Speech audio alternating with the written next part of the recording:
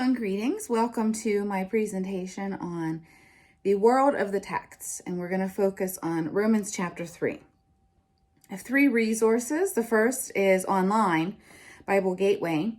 I use that to get and compare 4 different English translations.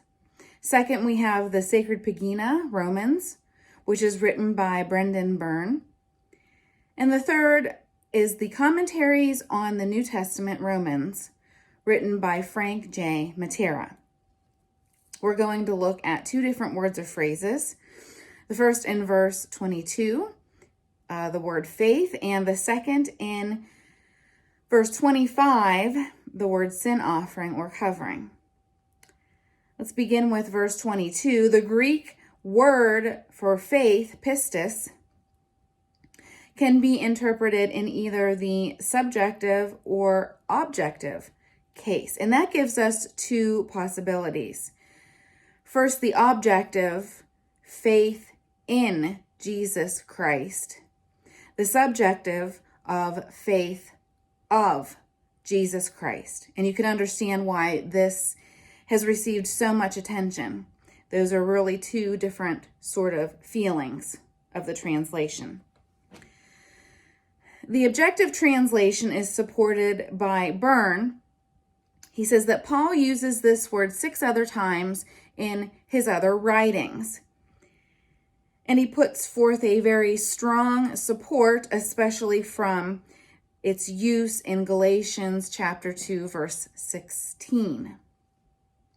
Matera has also found support for the objective faith in Jesus Christ. He says that it is a more traditional translation. He believes this is also connected to the rendering of elasterion, which we will talk about in verse 25. Matera also feels that the objective sense is how Paul usually talks.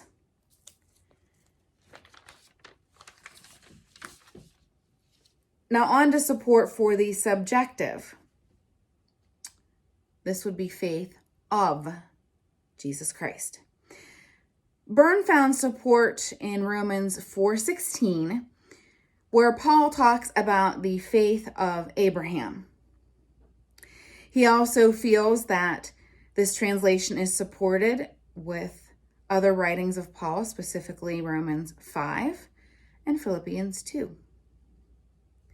Matera found support for the subjective rendering and states that it is a grammatical possibility, given what we have in the Greek. And it is supported in Galatians and Philippians. While there's support for both of these in the objective and subjective cases, I feel that Byrne and Matera lean toward the objective case, faith in Jesus Christ.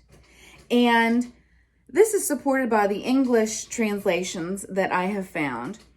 The ESV, the NIV, and the NRSV translations all support faith in Jesus Christ. The only one I found that did not was the CEB, which translated it as through the faithfulness of Jesus Christ. Okay, let's move on to verse 25 with the Greek word elasterion.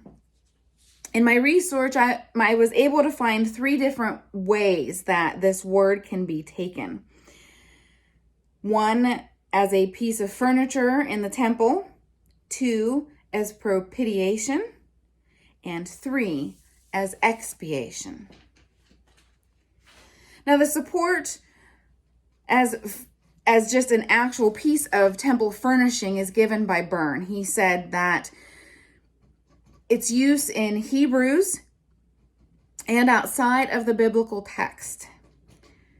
Writings by ancient writers such as Cos, Dio Chrysostom, and Josephus all support the translation as a piece of furniture, a literal mercy seat found in the temple. Matera writes more about support for propitiation, or a way to find favor in the eyes of God.